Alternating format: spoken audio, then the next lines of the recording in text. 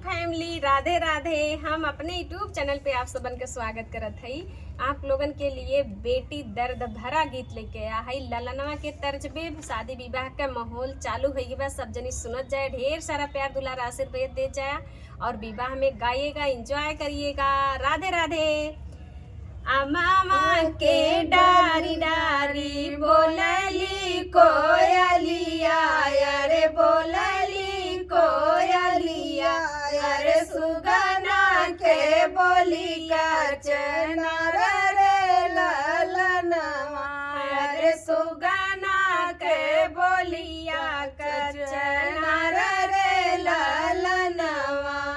काऊ फाल खाया सुगना अमावा की डरिया, अरे अमावा की डरिया, अरे काऊ फल खाया ससुरा रे ललनवा, अरे काऊ फल खाया ससुरा रे ललनवा।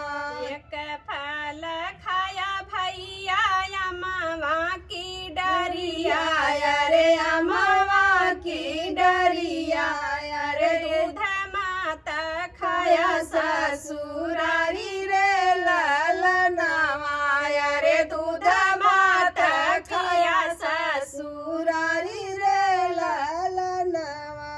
एक रोटी खातिर पूता गैला ससुरारिया, अरे गैला ससुरारिया, अरे सासू कयतना बड़ाई रे ललनवा, अरे सासू कयतना बड़ाई रे ललनवा। नवाए महीना पूता कोखिया में रहला, अरे कोखिया में रहला, अरे कबहू ना कैला बड़ाई रे ललनवा, अरे कबहू ना कैला बड़ाई रे ललनवा।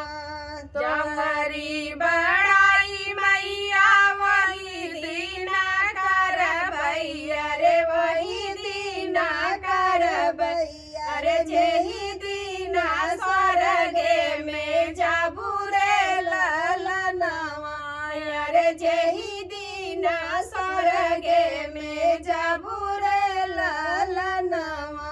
हमही तो हई मैया छोटका से बड़का, अरे छोटका से बड़का, अरे धना जेई होई है तो हर रे ललनवा, अरे धना जे होई है तो हर रे ललनवा, अरे धना होई है दासी तो हर रे ललनवा, अरे धना होई है दासी तो हर रे ललनवा। अमावा के डारी डारी बोलली कोयलिया, अरे बोलली कोयलिया, अरे सुगना के बोली का